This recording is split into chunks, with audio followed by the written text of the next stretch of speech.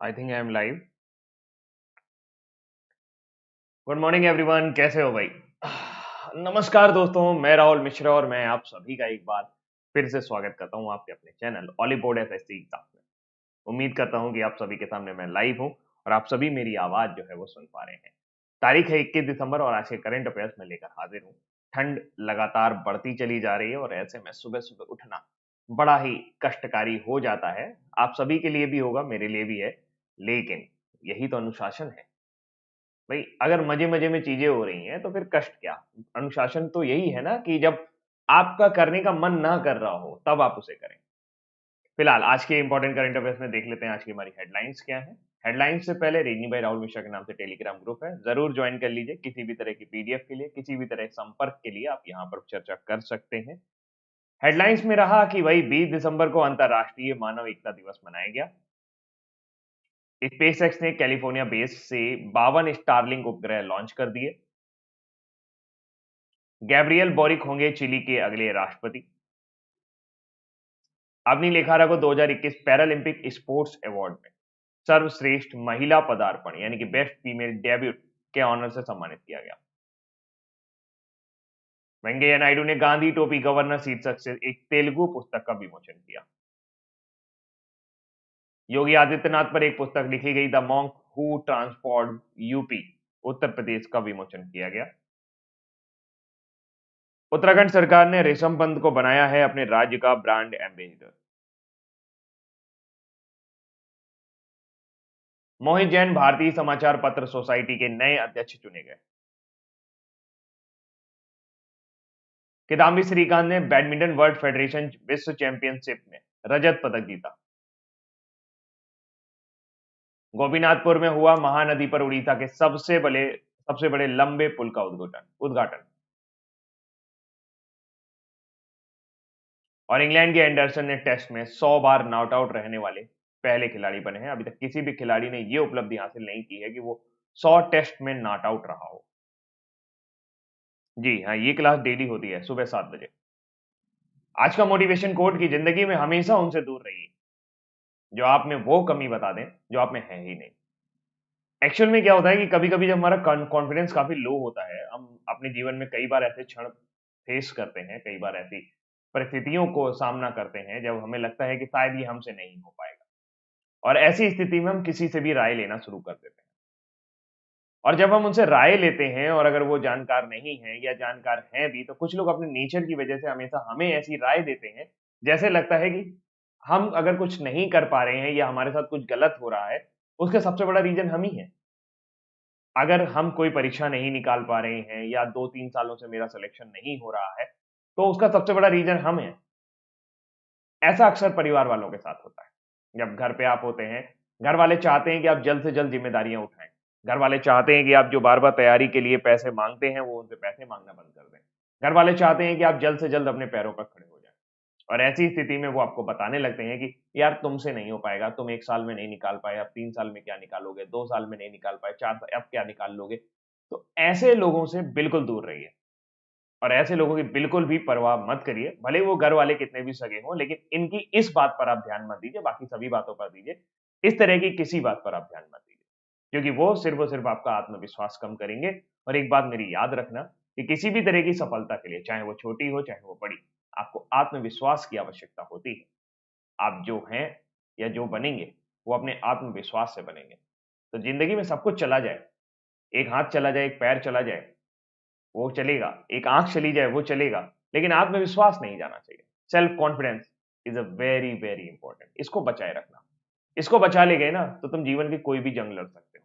फिलहाल कर लेते हैं प्रीवियस डे रिवीजन। अंतर्राष्ट्रीय प्रवासी दिवस हर साल कब मनाया जाता है? ये हर साल आपको मनाया जाता है 18 दिसंबर को। गोवा मुक्ति दिवस हर साल कब मनाया जाता है? गोवा मुक्ति दिवस हर साल 19 दिसंबर को मनाया जाता है। डेटा एनालिटिक्स कंपनी YouGov के अनुसार दुनिया के शीर्ष 20 सबसे प्रशंसित पुरुषों में नरेंद्र मोदी जी कौन से नंबर पर हैं? तो हमारे प्रधानमंत्री नरेंद्र मोदी 8वें नंबर पर चल रहे हैं। किस राज्य सरकार ने सहाय योजना का शुभारंभ किया है? सहाय योजना का शुभारंभ झारखंड सरकार ने किया है, खेलों को बढ़ावा देने के लिए। राज्य में खेलों को बढ़ावा देने के लिए खेल नर्सरी योजना किस राज्य ने शुरू की है? तो ये हरियाणा सरकार द्वारा शुरू की जा रही है, मनोहर लाल खट्टर जी की सरकार द्वारा। पीएम मोदी ने उत्तर प्रदेश में किस जगह से गंगा एक्सप्रेसवे की आधारशिला रखी? तो पीएम मोदी जी ने ये 594 किलोमीटर लंबा गंगा एक्सप्रेसवे शाहजहांपुर से इसकी आधारशिला रखी है। किस राज्य सरकार ने तमिल थाई वजतू को राज्य गीत के रूप में घोषित किया है? तो वह है तमिलनाडु। बीडब्ल्यूएफ वर्ल्ड चैंपियनशिप में फाइनल में पहुंचने वाले पहले पुरुष भारतीय कौन बने थे? किदाम्बी श्रीकांत, और अब इन्होंने वहां पर रजत पदक जीत लिया है। आज हम लोग चर्चा करेंगे। नई पीढ़ी की परमाणु सक्षम बैलिस्टिक मिसाइल अग्निप्राम का सफल परीक्षण किसने किया? डीआरडीओ ने। अब ये इतने सारे मिसाइल परीक्षण होते रहते हैं कि आप इनको बस एक नजर से देखा करें। अब इतना याद करना बड़ा मुश्किल हो जाएगा कि कौन सा परीक्षण कब हुआ, कौन सी तारीख को हुआ, तो ऐसा नहीं पूछेगा। बस ये देखा करें कि जो सबसे लेटेस्ट परीक्षण है वो कौन सा है। 2021 ITTF hopes and challenge tournament का खिताब किसने जीता है? तो वो है हंसनी मथन राजन।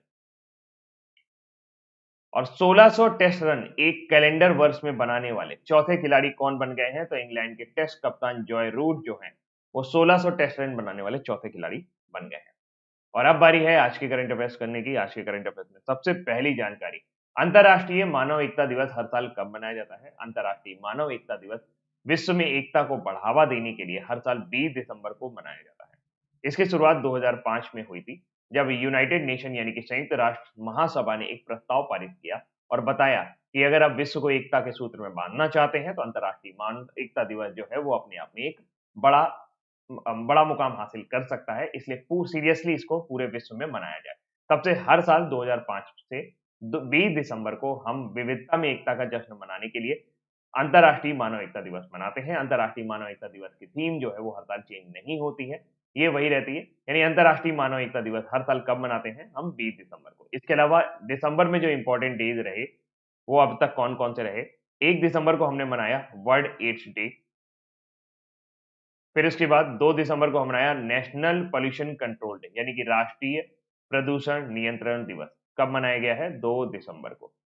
2 दिसंबर को एक और दिन मनाया हमने international day for the abolition of slavery, यानी कि दासता का अंत के लिए अंतर्राष्ट्रीय दिवस। 3 दिसंबर को वर्ल्ड डे ऑफ हैंडीकैप। 4 दिसंबर को इंडियन नेवी डे। 5 दिसंबर को इंडियन वॉलंटियर डे। नहीं याद रखना है, 5 दिसंबर को आपको ये याद रखना है वर्ल्ड सॉइल डे। 7 दिसंबर को आर्म फोर्स फ्लैग डे। 7 दिसंबर को ही इंटरनेशनल सिविल एविएशन डे। 9 दिसंबर को इंटरनेशनल एंटी करप्शन डे, यानी कि अंतर्राष्ट्रीय भ्रष्टाचार विरोधी दिवस। 10 दिसंबर को ह्यूमन राइट्स डे, यानी मानवाधिकार दिवस। 11 दिसंबर को इंटरनेशनल माउंटेन डे, अंतर्राष्ट्रीय पर्वत दिवस। 14 दिसंबर को नेशनल एनर्जी कंजर्वेशन डे। अभी मैं टिक कर दूंगा जो आपको याद रखना है, एक बार पढ़ लीजिए, एक सरसरी निगाह देख लीजिए। 16 दिसंबर को विजय दिवस। 18 दिसंबर को minority rights day in India. 18 दिसंबर को इंटरनेशनल माइग्रेंट डे, यानी कि अंतर्राष्ट्रीय प्रवासी दिवस। 19 दिसंबर को गोवा का लिबरेशन डे। 20 दिसंबर को इंटरनेशनल ह्यूमन सॉलिडेरिटी डे। 22 दिसंबर को मनाया जाएगा नेशनल मैथमेटिक्स डे, क्योंकि इसी दिन रामानुजम का जन्म हुआ था। 23 दिसंबर को किसान दिवस, चौधरी चरण सिंह जी की जयंती पर। 24 दिसंबर को नेशनल कंज्यूमर राइट डे, यानी कि राष्ट्रीय उपभोक्ता अधिकार दिवस। 25 दिसंबर को क्रिसमस और 25 दिसंबर को गुड गवर्नेंस डे। इसमें से जो डे आपको याद रखने हैं वो सबसे पहले तो आपको 1 दिसंबर याद रखना है, क्योंकि 1 दिसंबर को मनाया जाता है वर्ल्ड एड्स डे। क्या आप बता सकते हैं इस बार एड्स दिवस की थीम क्या रही थी? इस बार एड्स दिवस की थीम क्या रही थी? क्या आपको कोई आइडिया है? जरा सा भी कोई आइडिया हो तो बताएं जरा। इस बार एड्स दिवस की थीम क्या रही थी? मैं जानना चाहता हूं कि आप में से किसको पता है। दत्ता बड़े दिन बाद आया, किधर था? तो ये है इंड इनइक्वालिटीज इंड एड्स। इस बार इसकी जो थीम रही है वो रही है इंड इनइक्वालिटीज, यानी असमानताओं को समाप्त करिए और एड्स को समाप्त करिए। End ads. 2 दिसंबर याद रखना है नेशनल पॉल्यूशन कंट्रोल डे। 2 दिसंबर याद रखना है नेशनल पॉल्यूशन कंट्रोल डे। इसके अलावा आपको याद रखना है 4 दिसंबर इंडियन नेवी डे। इसके बाद 5 दिसंबर विश्व मृदा दिवस, वर्ल्ड सॉइल डे। और 7 दिसंबर भी याद रखना है इंटरनेशनल सिविल एविएशन डे और आर्म फोर्स फ्लैग डे। तो ये दोनों ही आपको याद रखने हैं। इसके अलावा 9 दिसंबर भी आपको याद रखना पड़ेगा अंतर्राष्ट्रीय भ्रष्टाचार विरोधी दिवस। 10 दिसंबर को मानवाधिकार दिवस, ये तो बिल्कुल ही याद रखना है। 11 दिसंबर छोड़ सकते हैं लेकिन 14 दिसंबर नहीं छोड़ सकते। नेशनल एनर्जी कंजर्वेशन डे जरूर याद रखिए। 16 दिसंबर को विजय दिवस याद रखिए, अभी मनाया। और आप गोवा का लिबरेशन डे याद रखिए 19 दिसंबर को। अंतर्राष्ट्रीय प्रवासी दिवस याद रखिए। जो सर्किल कर रहा हूँ वो आपको जरूर याद रखने हैं, ज्यादा नहीं होंगे, 10 से आसपास होंगे। और 22 दिसंबर को नेशनल मैथमेटिक्स डे और 23 दिसंबर को किसान दिवस, ये आप जरूर याद रखें। उपभोक्ता अधिकार दिवस भी याद रखें। नेशनल कंज्यूमर राइट डे भी याद रखें। तो जो सर्किल है उनको आप जरूर जरूर याद रखें। ठीक है, चलो फिलहाल आगे बढ़ते हैं। अगली जानकारी है, स्पेस एक्स ने कैलिफोर्निया बेस से 52 स्टारलिंक उपग्रहों को लॉन्च किया है। किसने लॉन्च किया है? Space x. स्पेस एक्स तो आप सभी को पता है कि ये किसकी कंपनी है। स्पेस एक्स जो है वो एलन मस्क की कंपनी है। अभी हाल ही में एलन मस्क को इस साल टाइम पत्रिका ने पर्सन ऑफ द ईयर के पुरस्कार से नवाजा है, यानी कि कवर पेज पर जगह दी है। टाइम पत्रिका ने 2021 के लिए पर्सन ऑफ द ईयर किसे चुना है? एलन मस्क को चुना है। पिछले साल उन्होंने आपका जो बाइडेन और कमला हैरिस को चुना था। एलन मस्क को टाइम पत्रिका ने पर्सन ऑफ द ईयर के रूप में चुना है। एलन मस्क, स्पेसएक्स की बात की जाए तो स्पेसएक्स के पास जो रॉकेट है जिसके जरिए ये लॉन्च करते हैं वो है फाल्कन 9 रॉकेट। कुछ रॉकेट ऐसे हैं जिनके बारे में आपको पता होना चाहिए। जैसे आपको ये पता होना चाहिए कि जो एटलस है, ये एटलस, ये किसका लॉन्च व्हीकल है? तो याद रखिएगा, एटलस जो है ये नासा का लॉन्च व्हीकल है। अभी हाल ही में नूरी एक rocket, home grown rocket develop किया। ये साउथ कोरिया का रॉकेट है। साउथ कोरिया के बाद इससे पहले जो हुआ करता था वो नारो हुआ करता था। तो नारो को रिटायर करके उन्होंने नूरी को अपना लिया है। अभी आपको याद होगा नासा द्वारा पार्कर प्रोब क्या है? ये एक यान है जो लगभग 6,90,000 किलोमीटर प्रति घंटे की रफ्तार से चल रहा है और इसने अभी हाल ही में सूर्य को टच कर लिया। इसने किसको टच कर लिया? सूर्य को टच कर लिया। इसके अलावा आपको याद, फाल्कन तो मैंने आपको बता ही दिया कि फाल्कन स्पेस एक्स का है। एक है ट्रोनाडोर। ट्रोनाडोर जो है ये अर्जेंटीना का, ये कहाँ का है? ये अर्जेंटीना का है। ये अभी हाल ही में डेवलप हो रहा है। इसकी चर्चा रही है अभी कुछ समय पहले, ट्रोनाडोर की। हाइपरबोला हाइपरबोला नाम का एक नया यान डेवलप किया जा रहा है बड़े-बड़े सैटेलाइट को छोड़ने के लिए। ये आपका चाइना द्वारा डेवलप किया जा रहा है। तो इसको याद रखें। अच्छा, एक और है सोयूज। क्या बता सकते हैं सोयूज जो है ये किस अंतरिक्ष एजेंसी का यान है? सोयूज याद रखिएगा, ये रशिया का है। भारत के पास कौन सा है? भारत के पास पीएसएलवी है ना? पीएसएलवी है, जीएसएलवी है, भारत के पास भी कई सारे हैं, पीएसएलवी है। तो इनको जोड़ा था, याद रखें, ये अक्सर पूछे जा सकते हैं। अगर हम बात करें अभी तक एक बार में सबसे अधिक सैटेलाइट भेजने का रिकॉर्ड, 143 सैटेलाइट जो है एक साथ, सबसे अधिक सैटेलाइट भेजने का जो रिकॉर्ड है वो 143 सैटेलाइट एक साथ फाल्कन 9 रॉकेट से स्पेस एक्स ने ही लॉन्च किए थे। किसने लॉन्च किए थे? फाल्कन 9 रॉकेट ने ही, स्पेस एक्स कंपनी ने फाल्कन 9 रॉकेट से लॉन्च किए थे। इसके अलावा इससे पहले ये रिकॉर्ड इसरो के पास था, जब इसरो ने एक साथ 104 सैटेलाइट लॉन्च किए। तो इसरो का रिकॉर्ड 104 का है मैक्सिमम। और सबसे अधिक सैटेलाइट का रिकॉर्ड अभी किसके पास है? ये आपका स्पेस एक्स के पास है।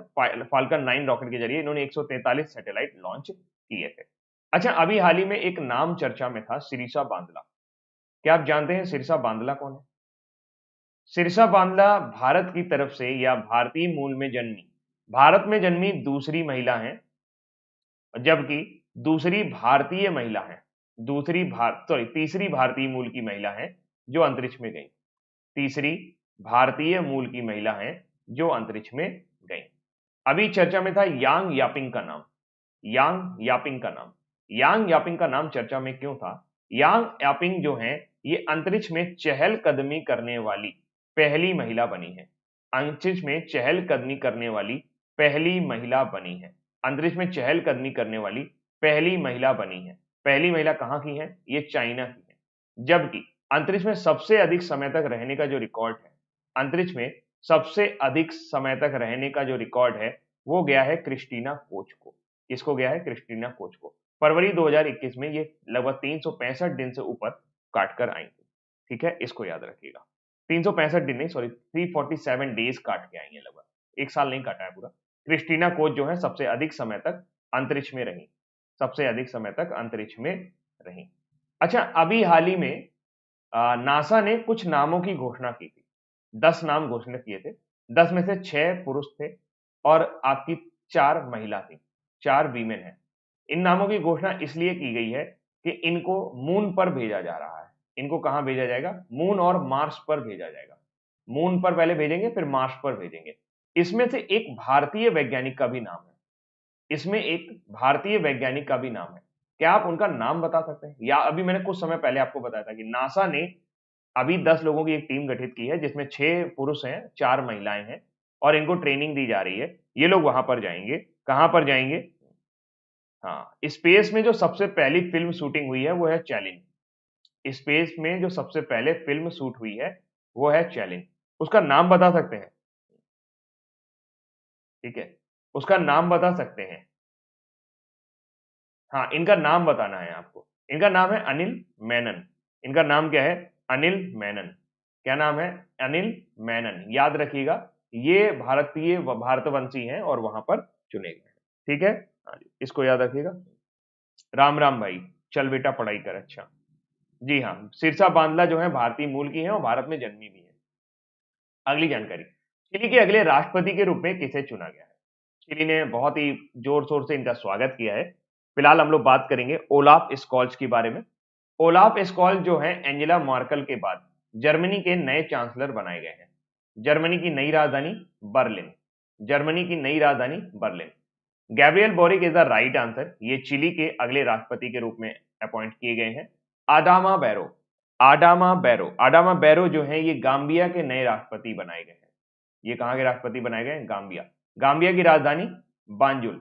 गाम्बिया की राजधानी बांजुल, याद रखिएगा, गाम्बिया की राजधानी बांजुल। मैगलाडेना एंडरसन जो है ये स्वीडन की पहली महिला प्रधानमंत्री बन गई है। स्वीडन की पहली महिला प्रधानमंत्री बन गई है। स्वीडन की राजधानी स्टॉकहोम। अब बात करते हैं चिली की। चिली में फिलहाल गैब्रियल बोरिक ने अभी आपका राष्ट्रपति का कार्यकाल जीत लिया है और चिली अपनी भौगोलिक स्थिति की वजह से काफी बार एग्जाम में पूछा जाता है। 19 दिसंबर 2021 को गैब्रियल बोरिक चिली के अगले राष्ट्रपति के रूप में चुने गए हैं और गैब्रियल ने 56% मतों से ये चुनाव जीता है। अगर आप देखें तो दक्षिण अमेरिका में पाया जाता है चिली। और चिली एक ऐसा देश है जो इस पूरा एंडीज पर्वतमाला के दौरान फैला हुआ है। ये पूरा का पूरा आपका यहां से लेके यहां तक एंडीज फैला हुआ है। दक्षिण अमेरिका की बात करें तो दक्षिण अमेरिका की बात करें और अमेजन की बात ना करें तो ये सबसे गलत होगा। अमेजन नदी जो है वो दक्षिण अमेरिका की सबसे बड़ी नदी है। इवन कभी कभी कुछ जगहों पर ये आपको ऐसा भी सुनने को मिलता है कि ये विश्व की सबसे बड़ी नदी है। बट इसमें कोई शक नहीं है कि इसमें लार्जेस्ट वॉल्यूम ऑफ वाटर है। लार्जेस्ट वॉल्यूम ऑफ वाटर मतलब जितना डिस्चार्ज ये अपना लेकर के जाती है यहाँ पर अटलांटिक ओशियन में, उतना कोई भी नदी नहीं लेके जाती। फिलहाल चिली की कैपिटल सैंटियागो है। करेंसी यहाँ पर चलती है चिलियन पेसो। यहाँ पर दो देश आपको देखने चाहिए, एक है बोलिविया और एक है पैराग्वे। क्योंकि अभी ऐसी एसएससी ने ये प्रश्न पूछा था कि दक्षिण अमेरिका में ऐसे कौन से दो देश हैं जो पूरी तरीके से लैंडलॉक हैं। तो दक्षिण अमेरिका के दो देश बोलिविया और पैराग्वे पूरी तरीके से लैंडलॉक हैं। बाकी यहाँ का सबसे बड़ा जो देश है वो ब्राजील है और बाकी इसके सभी देश, चाहे वो वेनेजुएला हो, चाहे आपका कोलंबिया हो, चाहे वो इक्वाडोर हो, चाहे वो पेरू हो, चाहे वो चिली हो, चाहे वो आपका अर्जेंटीना क्यों ना हो, चाहे वो उरुग्वे क्यों ना हो, वो सभी आपके समुद्र के किनारे आते हैं। दक्षिण अमेरिका की जो सबसे बड़ी झील है वो है टिटिकाका लेक। वो आपको यहाँ पे मिलेगी बोलिविया और पेरू के बॉर्डर पर। ये कौन सी लेक है? यहाँ पर आपको मिलेगी टिटिकाका लेक। टिटिकाका लेक की अगर हम बात करें, वैसे तो ये एरिया बेसिस पर 18वें नंबर पर है, बट दक्षिण अमेरिका की सबसे बड़ी लेक है। इसी पे थोड़ा सा नीचे आएंगे तो आपको यहीं पर मिलेगा माउंट एकाकागुआ। यहाँ पर क्या मिलेगा आपको? माउंट एकाकागुआ।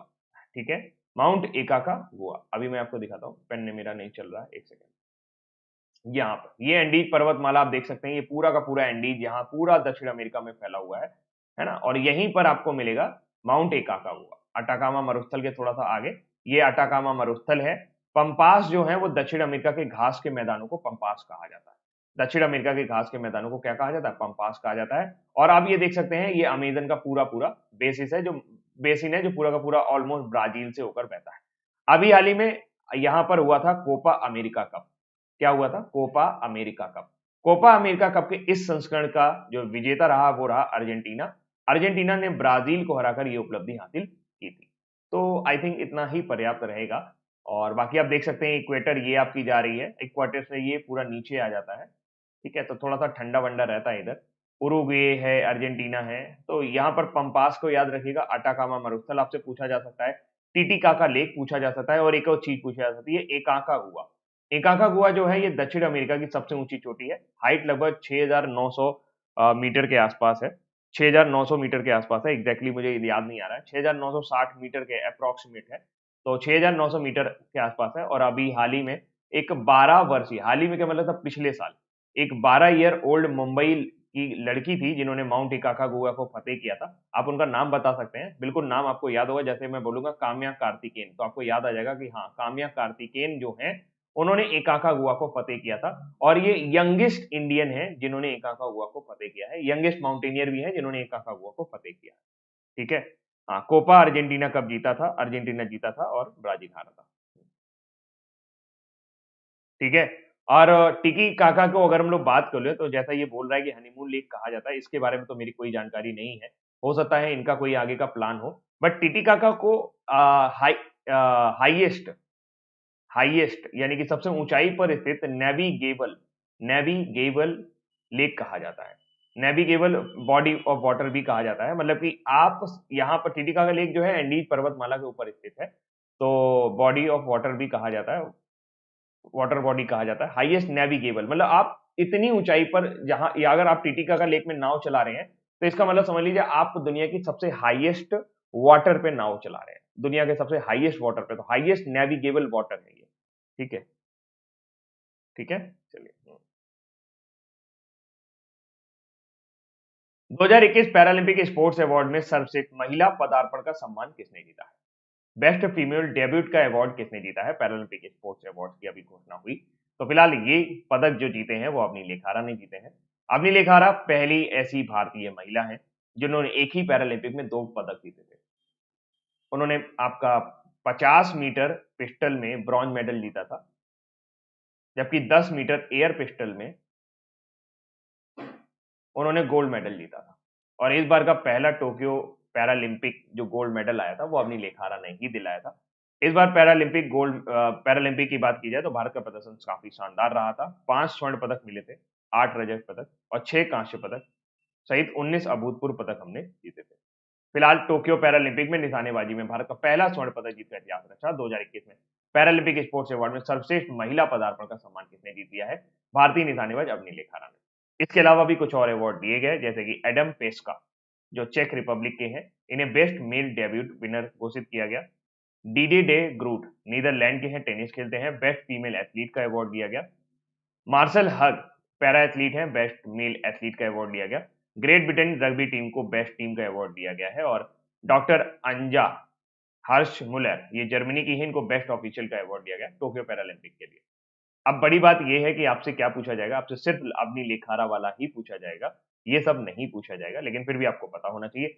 अवनी लेखारा की बात करें तो इन्हें अभी हाल ही में जो 12 खिलाड़ियों को इस बार मेजर ध्यानचंद खेल रत्न अवार्ड दिए गए हैं, आपके नीरज चोपड़ा और रवि कुमार दहिया के साथ, तो उसमें मेजर ध्यानचंद खेल रत्न अवार्ड से सम्मानित किया गया। राजस्थान सरकार ने अभी हाल ही में इनको बेटी बचाओ, बेटी पढ़ाओ का ब्रांड एम्बेसडर बनाया गया, क्योंकि अवनी लेखारा जो है वो जयपुर से बिलोंग करती हैं। अवनी रेखारा कहाँ से बिलोंग करती हैं? जयपुर से बिलोंग करते हैं। पैरालंपिक की बात की जाए तो पहले पैरालंपिक जो थे वो 1960 में रोम, इटली में खेले गए थे। पैरालंपिक का सिंबल 3 एजिटोस होता है, meaning I move. Motto Tokyo Paralympic का रहा united by emotion. President of International Paralympic Committee वर्तमान समय में एंड्रयू पार्सन है और president of Paralympic Committee in India यानी कि भारत की जो पैरालंपिक कमेटी की हेड है वो दीपा मलिक है। इसके अलावा याद रखिएगा भारत ने पैरालंपिक में इस बार 19 पदक जीते हैं, जिसमें से 5 स्वर्ण हैं, 8 रजत हैं और 6 कांस्य हैं, जबकि ओलंपिक में हमें 7 पदक हासिल हुए थे। एक चीज और, world athletics of the year के पुरस्कारों की घोषणा मैं कई बार आपको रिवाइज करा चुका हूं और मैं फिर से आज रिवाइज करा रहा हूं कि इस बार जो female world athlete of the year के अवार्ड दिए गए हैं। एथलीट ऑफ द ईयर का अवार्ड हमेशा इंपॉर्टेंट होता है फीमेल और मेल के लिए, तो एलेन थॉम्सन जेरा ये जमैका से बिलोंग करती हैं, इन्हें ये अवार्ड दिया गया। जबकि पुरुषों के लिए आपका दिया गया था कास्टन वारहोम को। कास्टन वारहोम जो है वो नॉर्वे के हैं, इनको world athlete of the year के अवार्ड से सम्मानित किया गया है। जबकि world athlete of the year में वीमेन ऑफ द ईयर के अवार्ड से सम्मानित की गई हैं हमारी अंजू बाबी जॉर्ज। और मैं आपको निश्चित तौर पर ये कह सकता हूं कि ये प्रश्न आपके एग्जाम में आपको जरूर जरूर देखने को मिलेगा।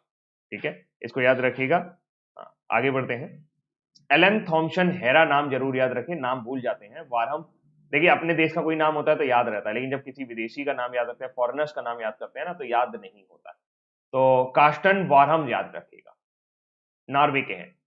एक तेलुगु पुस्तक गांधी टोपी गवर्नर का विमोचन किसने किया है? तो गांधी टोपी गवर्नर का विमोचन जो है ये आपके उपराष्ट्रपति वेंकैया नायडू जी ने किया है। वेंकैया नायडू जी यहाँ दिखा रहे हैं। मुझे लग रहा है ये केवल पुस्तकों का विमोचन ही कर रहे हैं। भारत के उपराष्ट्रपति एम वेंकैया नायडू ने परम पुरस्कार विजेता डॉक्टर यर्लागड्डा लक्ष्मी प्रसाद, अध्यक्ष राजभाषा आयोग, ध्यान से पढ़िएगा, राजभाषा आयोग आंध्र प्रदेश, यारलागड्डा लक्ष्मी प्रसाद की पुस्तक है गांधी टोपी गवर्नर का विमोचन किया। और ये पुस्तक किस पर लिखी गई थी? ये लिखी गई है इंदु पुंगती राघवेंद्र राव, जिन्हें आईआर राव के रूप में भी जाना जाता है। आईआर राव ब्रिटिश प्रशासन के प्रमुख स्वतंत्रता सेनानी, विधायक और मध्य प्रांत के राज्यपाल रहे थे। तो आईआर राव के ऊपर यह पुस्तक लिखी गई है, गांधी टोपी गवर्नर। इसके अलावा एक और ये पुस्तक लिखी किसने है? डॉक्टर यार्लागड्डा लक्ष्मी प्रसाद, ये आंध्र प्रदेश राजभाषा आयोग के अध्यक्ष है। इसके अलावा योगी आदित्यनाथ पर भी एक पुस्तक लिखी गई है, the monk who transform Uttar Pradesh. ये पुस्तक किसके द्वारा लिखी गई है? ये पुस्तक आपकी लिखी गई है शांतनु गुप्ता द्वारा। साफ साफ दिख रहा है, शांतनु गुप्ता द्वारा ये पुस्तक लिखी गई है। अभी इस पुस्तक में क्या किया गया है कि उनका उत्तराखंड में जन्म हुआ। आपके योगी आदित्यनाथ का नाम आप बता सकते हैं? योगी आदित्यनाथ जी का ओरिजिनल नाम आप बता सकते हैं? हमारे मुख्यमंत्री योगी आदित्यनाथ जी का ओरिजिनल नेम आप बता सकते हैं? किसी को पता है? बताइए।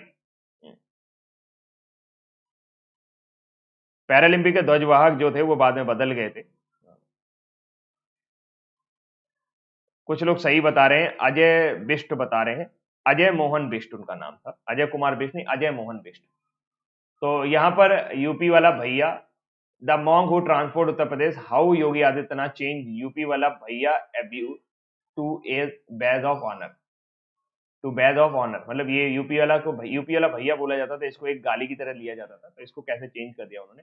इस किताब में मुख्यमंत्री योगी आदित्यनाथ के कानून, प्रशासन वगैरह के बारे में जानकारी दी गई है और उनके पूरे मुख्यमंत्री बनने का सफर है। अजय मोहन बिष्ट नाम है, उनको याद रखिए।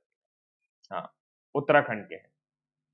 इसके अलावा कुछ पुस्तकें अभी चर्चा में रही। द मिडवे बैटल, ये मोदी जी पर लिखी गई पुस्तक थी, गौतम चिंतामणि द्वारा लिखी गई। किसके द्वारा लिखी गई है? गौतम चिंतामणि द्वारा। The midway battle, Narendra Modi ji की पुस्तक। द सिनेमा ऑफ सत्यजीत रे, ये भास्कर चट्टोपाध्याय द्वारा लिखी गई। एम्स में एक जंग लड़ते हुए, रमेश पोखरियाल निशंक द्वारा। Not just cricket, Pradeep magazine. Writing for my life, Ruskin Bond. The origin story of India state, B S Srinivasan. Veer Savarkar, the man who could have prevented partition, Uday Mahurkar. Stars in my sky, Divya Dutta. Lal Salaam, Smriti Irani. Cooking to save your life, Abhijit Banerjee. और अभी 2-3 दिन पहले हमने पुस्तक पढ़ी थी, pride, prejudice and पंडितरी। ये किसकी पुस्तक है? ये शशि थरूर की है। ये किसकी है? ये शशि थरूर की है। एक बार दोबारा रिवाइज करना चाहें तो मैं करा सकता हूं, वैसे मैं कई बार करा चुका हूं। द मिडवे बैटल, ध्यान रखिएगा, गौतम चिंतामणि की पुस्तक है, मोदी जी के ऊपर लिखी गई है, इंपॉर्टेंट बुक रहेगी। The cinema of Satyajit Ray, Bhaskar Chattopadhyay. AIIMS में एक जंग लड़ते हुए, Ramesh Pokhriyal Nishank. Not just cricket, Pradeep magazine. Writing for my life, Ruskin Bond. The origin story of India state, B S Srinivasan. Veer Savarkar, the man who could have prevented partition, Uday Mahurkar. Stars in my sky, Divya Dutta. Lal Salaam, Smriti Irani. Cooking to save your life, Abhijit Banerjee. Pride, prejudice and पंडितरी, ये शशि थरूर। इसके अलावा sunrise over Ayodhya चर्चा में रही, सलमान खुर्शीद की। Actually I met them, a memoir, Gulzar की। The custodian of trust, Rajnish Kumar की। Economic Gandhi, Jaithirth Rao. Chronicles from the land of happiest people on earth, Wallace Soyinka. The secret of balancing work and family, Indira Nooyi. The battle of Rezangla, Kulpreet Yadav. बाकी बहुत सारी पुस्तकें और लिखी हुई हैं, याद रखिएगा। बिल्कुल।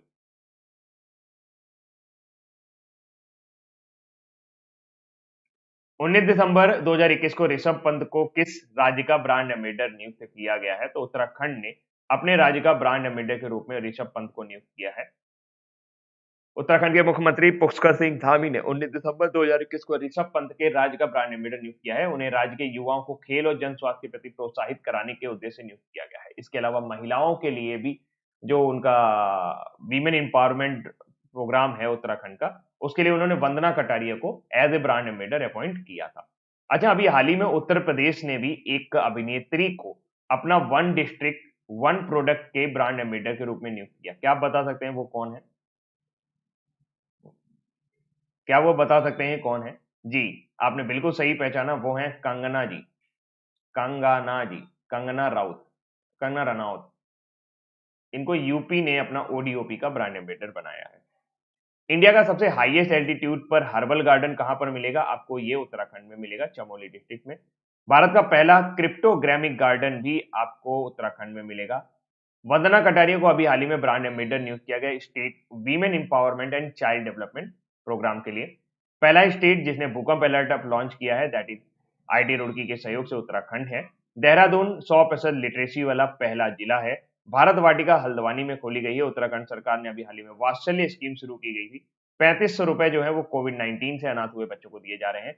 देश का पहला फॉरेस्ट मेडिकल सेंटर यानी कि वन चिकित्सा केंद्र जो है रानीखेत में खोला गया है। आसन कंजर्वेशन रिजर्व फॉरेस्ट जो है ये देश का उत्तराखंड का पहला रामसर साइट है। अब देश में कुल 47 रामसर साइट हो गए हैं। कितने रामसर साइट हो गए हैं? 47 रामसर साइट हो गए हैं। उत्तर प्रदेश का हैदरपुर जो है वो 47वां रामसर साइट बना है। ये बिजनौर डिस्ट्रिक्ट के पास आपको देखने को मिलेगा। घरों की नाम चेलिक नाम स्कीम जो है इन्होंने लॉन्च की है। वीमेन कमांडो फोर्स को इनॉग्रेट करने वाला उत्तराखंड पहला राज्य है। इसके अलावा इसकी राजधानी दो है, देहरादून और गैरसैंण।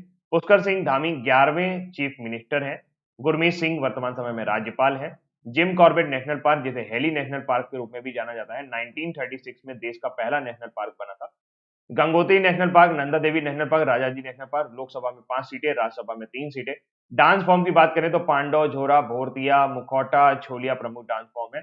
स्टेटहुड की बात करें तो 9 नवंबर 2000 को ये आपका पूर्ण राज्य का दर्जा पाया था। 27वां राज्य बना था उत्तर प्रदेश से अलग होकर। टिहरी डैम जो है वो काफी फेमस है। नंबर ऑफ डिस्ट्रिक्ट 13 मिलेंगे। रविंदर सिंह चौहान जो है वो आपको यहाँ पर चीफ जस्टिस के रूप में मिलेंगे। एनिमल जो है वो मस्क डियर है। बर्ड की बात की जाए तो मोनल है। और फ्लावर जो है वो ब्रह्म कमल है और ट्री जो है वो बुरांस है। मस्क डियर से मुझे याद आया कि अस्कोट वन्यजीव अभ्यारण्य, अस्कोट वन्यजीव अभ्यारण्य को अभी हाल ही में इको सेंसिटिव जोन घोषित किया गया है। अस्कोट वन्यजीव अभ्यारण्य अपना मस्क डियर के लिए जाना जाता है। इसे मस्क डियर अभ्यारण्य यानी कि कस्तूरी मृग अभ्यारण्य के रूप में भी जाना जाता है, याद रखिएगा। ठीक है, चलिए आगे बढ़ते हैं। भाई वीडियो थोड़ा सा शेयर कर दीजिए, अभी तक आप लोगों ने शेयर नहीं किया है। अगला वर्ष 2021-22 के लिए द इंडियन न्यूज़पेपर सोसाइटी का अध्यक्ष किसे चुना गया है? तो इंडियन न्यूज़पेपर सोसाइटी के जो अध्यक्ष चुनी गए हैं उनका नाम है मोहित जैन। मोहित जैन जो हैं वो आपके द इंडियन न्यूज़पेपर सोसाइटी के अध्यक्ष चुन लिए गए हैं। वह स्वास्थ्य और एंटीसेप्टिक एल आदिम मूलम का स्थान लेंगे। भारतीय समाचार पत्र की सोसाइटी की 82वीं वार्षिक बैठक में ये चुना गया है। Mohit Jain the Indian newspaper society के अध्यक्ष चुने गए हैं। बस इतना ही काफी इंपॉर्टेंट है आपके लिए। इसके अलावा जो रिसेंट अपॉइंटमेंट्स हुए हैं उनमें से मनोज कुमार मागो नेशनल डिफेंस कॉलेज के हेड बनाए गए। पराग अग्रवाल ट्विटर के सीईओ बनाए गए। विवेक जोहरी सीबीआईसी यानी कि central board of indirect taxes से चेयरमैन। रजनीश कुमार, इनको अभी हाल ही में हीरो मोटोकॉर्प ने अपना चेयरमैन मतलब स्पेशल डायरेक्टर बनाया। Harshwanti Bisht IMF Indian mountaineering foundation भारतीय पर्वतारोहण संघ की अध्यक्ष पहली महिला अध्यक्ष बनाई गई। प्रवीण सिन्हा सीबीआई के स्पेशल डायरेक्टर के रूप में कार्य कर रहे हैं, लेकिन अभी इन्हें एशिया इंटरपोल का प्रतिनिधि चुना गया। जियो फिलार्डिस सीईओ बनाए गए आईसीसी के। सौरभ गांगुली आईसीसी के क्रिकेट कमेटी के हेड बनाए गए। क्रिकेट कमेटी के हेड यानी अध्यक्ष बनाए गए। क्रिकेट कमेटी के हेड बनाए गए। एमसी मैरी कॉम को ट्राइफेड आदि महोत्सव का ब्रांड एम्बेसडर बनाया गया। ट्राइफेड आदि महोत्सव का ब्रांड एम्बेसडर बनाया गया। Sahdev Yadav Indian weightlifting federation के अध्यक्ष चुने गए। भारतीय भारोत्तोलन संघ। VVS Laxman National Cricket Academy के हेड चुने गए हैं। राहुल द्रविड़ का स्थान लिया है। राहुल द्रविड़ जो है उनको इंडियन टीम का कोच बना दिया गया है, इंडियन टीम का मुख्य कोच बना दिया गया है। बिमल पटेल जो है इंटरनेशनल लॉ कमीशन में चुने गए, इंटरनेशनल लॉ कमीशन के सदस्य के रूप में चुने गए, अंतरराष्ट्रीय कानून संघ के सदस्य के रूप में चुने गए। Sambit Patra Indian tourism development corporation के हेड चुने गए हैं, इंडियन टूरिज्म डेवलपमेंट कॉर्पोरेशन के हेड चुने गए। संजीव मेहता फिक्की के नए अध्यक्ष चुने गए, फिक्की के नए अध्यक्ष के रूप में कौन अपॉइंट किए गए? Sanjeev Mehta. Catherine Russell UNICEF की नई अध्यक्ष चुनी गई है, यूनिसेफ की नई प्रेसिडेंट चुनी गई है कैथरीन रसेल। हेनरीटा H4 का स्थान लिया है कैथरीन रसेल ने। ठीक है, तो ये इंपॉर्टेंट है, एक बार दोबारा से रिवाइज करवा देता हूं, फटाक से जल्दी देख लीजिए। Manoj Kumar Magho national defence college Delhi के हेड, पराग अग्रवाल ट्विटर के सीईओ, विवेक जौहरी CBIC, रजनीश कुमार हीरो मोटोकॉर्प के अध्यक्ष चुने गए, मतलब सॉरी स्पेशल चेयरमैन चुने गए, स्पेशल डायरेक्टर चुने गए, सॉरी। हर्षवंती बिट्स जो है IMF, प्रवीण सिन्हा CBI के स्पेशल डायरेक्टर हैं, एशिया इंटरपोल में चुने गए हैं। जियो फेलार्डिस ICC के CEO चुने गए हैं। Saurabh Ganguly ICC cricket committee के अध्यक्ष बनाए गए, BCCI के चेयरमैन हैं। MC मैरीकॉम ट्राइफेड आदि महोत्सव की brand ambassador. Sahdev Yadav Indian weightlifting federation की। VVS Laxman National Cricket Academy. Bimal Patel International Law Commission के सदस्य, अध्यक्ष नहीं सदस्य। संबित पात्रा ITDC के अध्यक्ष, इंटरनेशनल इंडियन टूरिज्म आई से इंटरनेशनली निकलता है मुंह से, Indian tourism develop corporation. Sanjeev Mehta FICCI के नए अध्यक्ष और कैथरीन रसेल को यूनिसेफ का चेयरमैन बनाया गया है। CEO का मतलब होता है chief executive officer, chief executive officer यानी कि पूरा का पूरा जो काम धाम होगा वो यही देखते हैं। मेन इन्हीं के सारे इशारे पर कि कंपनी आगे क्या करेगी, कैसे काम करेगी, वो CEO डिसाइड करता है। 19 दिसंबर 2021 को सटलर किदाम्बी श्रीकांत ने बैडमिंटन वर्ल्ड चैंपियनशिप में कौन सा पदक जीत लिया है? तो उन्होंने सिल्वर मेडल जीता है, और ऐसा पहली बार हुआ है कि कोई भारतीय सटलर आपका बैडमिंटन वर्ल्ड फेडरेशन की चैंपियनशिप में पहुंचा था, फाइनल में पहुंचा था।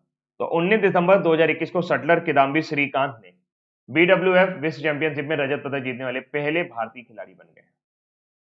फाइनल में उन्हें सिंगापुर के लो केन यू ने 21-5, 21-15 और 22-20 से हरा दिया है, और यह पहली बार रहा कि सिंगापुर के किसी पुरुष ने BWF विश्व चैंपियनशिप में स्वर्ण पदक जीता है। बैडमिंटन वर्ल्ड फेडरेशन का जो मुख्यालय है वो मलेशिया में है, मलेशिया के कुआलालंपुर में है। कहां पर है? मलेशिया के कुआलालंपुर में। क्या आप बता सकते हैं बैडमिंटन एसोसिएशन ऑफ इंडिया के अध्यक्ष कौन है? बैडमिंटन एसोसिएशन ऑफ इंडिया के अध्यक्ष वर्तमान समय में है हेमंत बिस्वा शर्मा, हेमंत बिस्वा शर्मा। जी हाँ, असम के मुख्यमंत्री हेमंत बिस्वा शर्मा जो है वो बैडमिंटन एसोसिएशन ऑफ इंडिया के अध्यक्ष है। ठीक है, आगे 20 दिसंबर 2021 को महानदी पर किस राज्य के सबसे लंबे पुल का उद्घाटन किया गया? ध्यान रखिएगा, महानदी पर यह पुल बना है और महानदी उड़ीसा से बहती है, तो यहां पर यह उड़ीसा में इसको उद्घाटित किया गया है, नवीन पटनायक जी द्वारा इसको उद्घाटन किया गया है। 3.4 किलोमीटर लंबा ये पुल है। कितना लंबा पुल है? 3.4 किलोमीटर लंबा पुल है। भारत में जो सबसे बड़ा नदी पुल है, भारत में जो सबसे लंबा नदी पुल है, आप बता सकते हैं कौन सा है? भारत में जो सबसे लंबा नदी पुल है वो है ढोला सदिया पुल। ढोला सदिया पुल जो है ये लोहित नदी पर बना हुआ है। लोहित नदी जो है इसे भूपेन हजारिका सेतु भी कहते हैं। लोहित नदी जो है ये ब्रह्मपुत्र की एक सहायक नदी है, असम में बना हुआ है, और इसकी जो लंबाई है वो 9.1 किलोमीटर है। इसकी लंबाई कितनी है? 9.1 किलोमीटर। इसको याद रखिएगा। महानदी कहां से बहती है? महानदी उड़ीसा से बहती है। गोपीनाथपुर में महानदी पर राज्य का सबसे लंबा पुल बनाया गया है। टेस्ट में 100 बार नॉट आउट रहने वाले दुनिया के पहले खिलाड़ी कौन बन गए हैं? तो टेस्ट में 100 बार नॉट आउट रहने की उपलब्धि हासिल करने वाले जेम्स एंडरसन है, उन्होंने इतिहास रच दिया है। वो 100 बार नॉट आउट रहे, और अभी तक किसी भी खिलाड़ी में ऐसा कभी नहीं हुआ कि वो 100 बार टेस्ट में नॉट आउट रहा हो। कई खिलाड़ियों तो 100 टेस्ट भी नहीं खेले, तो ये 100 टेस्ट में नॉट आउट रहने की उपलब्धि इन्होंने हासिल कर ली है, और ये दुनिया के पहले क्रिकेटर भी बन गए हैं। अपना 167वां मैच खेल रहे एंडरसन ने ये ऐतिहासिक उपलब्धि एडिलेड में खेले जा रहे दूसरे एसएज मैच के दौरान हासिल की है। और अब बारी है आज के वन लाइनर की। आज के वन लाइनर की हम लोग बात करें तो अंतर्राष्ट्रीय मानव एकता दिवस हर साल कब मनाया जाता है? 20 दिसंबर को। स्पेस एक्स ने कैलिफोर्निया बेस से 52 स्टारलिंक उपग्रह लॉन्च किए। चिली के अगले राष्ट्रपति के रूप में चुने गए Gabriel boric. 2021 Paralympic sports award में सर्वश्रेष्ठ महिला पदार्पण का सम्मान किसने जीता है? अपनी लेखारा ने। तेलुगु पुस्तक गांधी टोपी गवर्नर का विमोचन किसने किया? वेंकैया नायडू ने। योगी आदित्यनाथ पर एक पुस्तक the monk who transformed Uttar Pradesh किसके द्वारा लिखी गई है? शांतनु गुप्ता द्वारा। 19 दिसंबर 2021 को ऋषभ पंत के किस राज्य का ब्रांड एम्बेसडर नियुक्त किया गया? उत्तराखंड के। वह 2021-22 के लिए इंडियन न्यूज़पेपर सोसाइटी का अध्यक्ष किसे चुना गया है? मोहित जैन को। 19 दिसंबर 2021 को shuttler Kidambi Srikanth badminton world federation विश्व चैंपियनशिप में कौन सा पदक जीता? रजत पदक जीता है। 20 दिसंबर 2021 को महानदी पर किस राज्य के सबसे लंबे पुल का उद्घाटन किया गया है? उड़ीसा के सबसे लंबे पुल का उद्घाटन किया गया, नवीन पटनायक जी ने किया। और टेस्ट में 100 बार नॉट आउट रहने वाले दुनिया के पहले खिलाड़ी कौन बन गए हैं? James Anderson. कल मैंने आपसे एक प्रश्न पूछा था कि नुआखाई त्योहार मुख्य रूप से किस राज्य में मनाया जाता है? तो इसका सही उत्तर है उड़ीसा। काफी डिटेल में उत्तर किया, हिंदी अंग्रेजी दोनों में। Very good Sachin. पश्चिमी उड़ीसा, नुआखाई पश्चिमी उड़ीसा के लोगों का एक कृषि त्योहार है। यह त्योहार पूरे उड़ीसा में मनाया जाता है, लेकिन यह पश्चिमी उड़ीसा के जीवन और संस्कृति में विशेष रूप से महत्वपूर्ण है। नुआखाई या नवखाई मुख्य रूप से भारत के पश्चिमी उड़ीसा और दक्षिण छत्तीसगढ़ के लोगों द्वारा मनाया जाने वाला कृषि त्योहार है। नुआखाई को मौसम के नए चावल के स्वागत के लिए मनाया जाता है। कैलेंडर के अनुसार यह गणेश चतुर्थी त्योहार के अगले दिन भाद्रपद या भाद्रवा महीने के चंद्र पखवाड़े के दौरान मनाया जाता है। Thank you so much Sachin. और आज का प्रश्न है, जिसको आपको कमेंट सेक्शन पर लिखकर उत्तर करना है कि निम्नलिखित में से कौन सा भारत में ब्रिटिश ईस्ट इंडिया कंपनी का पहला प्रेसिडेंसी था? पहला प्रेसिडेंसी मद्रास, मछलीपट्टनम, सूरत। सूरत है, वहां पे पत्र लिखा हुआ है, थोड़ा सा इसको करेक्ट कर लीजिएगा, सूरत। ठीक है, तो आपको कमेंट करना है और अभी नहीं करना है, वीडियो के नीचे आप कमेंट करेंगे। जितना वीडियो के नीचे कमेंट करेंगे उतना ही वीडियो ज्यादा रिकमेंड होगा। ठीक है सर, म्यूचुअल फंड क्या होता है? देखिए, म्यूचुअल फंड का मतलब ये होता है, देखिए सबसे पहले तो आपको पता चलना चाहिए कि फंड क्या होता है। किसको किसको जानना है, रुको। फंड है, जैसे मान लीजिए आप हैं, आपके पास 10 लाख रुपए पड़े हुए हैं बैंक में। 10 लाख रुपए आपके पास बैंक में पड़े हुए हैं, जिसकी वजह से आपको मैक्सिमम 10% का सालाना ब्याज मिल रहा था। आपके पास एक दोस्त आता है, कहता है यार मेरी मदद करो, तुम जो ये 10 लाख रुपए बैंक में रखे हुए हो, मेरे पास एक बहुत ही प्रॉपर आइडिया है, या मुझे पता है कि मैं किस कंपनी में तुम्हारे पैसे लगाऊंगा और जो कंपनी तेजी से ग्रो करेगी, क्योंकि वो कुछ फंड की वजह से जूझ रही है। वो कहता है कि 10 लाख आप मुझे दे दो और मैं आपको कंपनी के प्रॉफिट में शेयरिंग दिलवा दूंगा, कंपनी के प्रॉफिट पे शेयरिंग दिलवा दूंगा। आपको लगता है कि हाँ, एसेंचर जैसी कंपनी है या बीपीसीएल जैसी कंपनी है, वहां अच्छा रहता है, तो आप क्या करते हैं, सीधे उस कंपनी में फंड डालते हैं और वो कंपनी आपको उसके बदले में शेयर दे देती है। मैं बहुत आसान भाषा में आपको समझा रहा हूँ। शेयर का मतलब हो गया कि कंपनी में आप, जैसे मान लीजिए कि 20 लाख की कंपनी है पूरी, तो अगर आपने 10 लाख लगाए तो आप 50% के पार्टनर हो गए। अब कंपनी का घाटा भी आपका, कंपनी का मुनाफा भी आपका, और देखा जाता है कि ऐसे में काफी पैसा इन्वेस्ट हो जाता है। अब फायदा आपको क्या है कि आपने सिर्फ 10 लाख रुपए दिए, आपको कंपनी में और कोई काम नहीं करना। बाकी कंपनी में ये जो आपका दोस्त था, वो कंपनी में पूरा मैनेजमेंट देख रहा था, कंपनी चला रहा था, आपको कोई मेहनत नहीं करनी थी और आप सिर्फ 50% के प्रॉफिट हो गए। लेकिन कभी कभी क्या होता है कि ऐसा भी होता है कि अगर ये कंपनी डूब गई, ये पूरा का पूरा फंड आपका खत्म हो जाएगा और आप बेकार हो जाएंगे। तो ऐसी स्थिति में जो इन्वेस्टर्स होते हैं, जैसे मान लीजिए आपके पास 10 लाख रुपए हैं, तो आपने क्या किया, आपने उसे एक कंपनी में इन्वेस्ट नहीं किया। आपने 2 लाख रुपए एक कंपनी में इन्वेस्ट कर दिए, 2 लाख रुपए एक कंपनी में इन्वेस्ट कर दिए, 2 लाख रुपए एक कंपनी में इन्वेस्ट कर दिए, 2 लाख रुपए एक कंपनी में इन्वेस्ट कर दिए और 2 लाख रुपए एक कंपनी में इन्वेस्ट कर दिए। तो इस तरीके से आपका क्या हो गया, रिस्क कम हो गया। रिस्क क्यों कम हो गया? क्योंकि एक साथ पांचों कंपनी तो नहीं डूब जाएंगी। हो सकता है ये डूब जाए लेकिन ये प्रॉफिट दे दे, हो सकता है ये डूब जाए लेकिन ये प्रॉफिट दे दे, हो सकता है ये भी प्रॉफिट दे दे, तो ओवरऑल आपका प्रॉफिट रहेगा। लेकिन अब आपके पास समस्या ये थी कि सर ये मैं पांचों कंपनियों के फंड को कैसे मैनेज करूं, मैं 5-5 कंपनियों के ऊपर नजर कैसे बना के रखूं। तो इसके लिए जन्म हुआ म्यूचुअल फंड का। म्यूचुअल फंड में क्या होता है कि आप जैसे लोग जाते हैं, यहां म्यूचुअल फंड का एक मैनेजर होता है जो पूरे म्यूचुअल फंड को मैनेज कर रहा होता है। और म्यूचुअल फंड का मतलब ही होता है कि इसमें बहुत सारे लोग अपना अपना पैसा इन्वेस्ट करते हैं और इसका जो फंड मैनेजर होता है वो अपने दिमाग के मुताबिक अलग अलग कंपनियों में इन्वेस्ट करता है। यानी अब आपकी किस कंपनी में इन्वेस्ट करें, किस कंपनी में इन्वेस्ट ना करें, कहां करें, क्या ना करें, वो सारा का सारा इन्वेस्टमेंट म्यूचुअल फंड वाला मैनेजर देखता है। आपको केवल उसे ये बताना होता है कि मेरे हिसाब से ये फंड ज्यादा बेटर रहेगा, मेरे हिसाब से ये फंड ज्यादा बेटर रहेगा, मेरे हिसाब से ये फंड ज्यादा बेटर रहेगा। लेट अस सपोज मैंने मिराय एसेट का एक मिराय एसेट काफी अच्छा म्यूचुअल फंड है, मैंने मिराय एसेट का एक फंड ले लिया, मैंने उसकी एसआईपी ले ली, मैं उस पर हर महीने 2000 रुपए इन्वेस्ट करता हूँ। अब मान लीजिए मैं 2000 रुपए जब मिराय एसेट पे इन्वेस्ट करता हूँ, तो मिराय एसेट जो है ये एक फंड मैनेजेड कंपनी है। ये कहाँ कहाँ पर फंड लगाए हुए है, इसने एसबीआई में अपना फंड पैसा लगा रखा है, इसने थोड़ा सा अपना पैसा रिलायंस में लगा रखा है, इसने अपना थोड़ा सा पैसा और पीएनबी में लगा रखा है, इसने थोड़ा सा पैसा और लगा रखा है।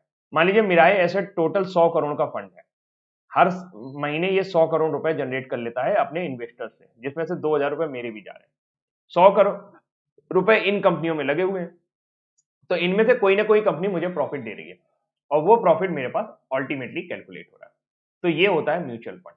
एक डायरेक्ट फंड के तुलना में म्यूचुअल फंड में क्या होता है, आपको रिस्क कम होता है। रिस्क कम का मतलब ये होता है कि म्यूचुअल फंड जो भी होंगे, कई सारे हैं, जैसे एक्सिस का ब्लू चिप फंड है, मिराय एसेट है, और स्टारलिंक है, बहुत सारे फंड हैं जिन पर आप थोड़ा सा ध्यान देके लगा सकते हैं पैसे।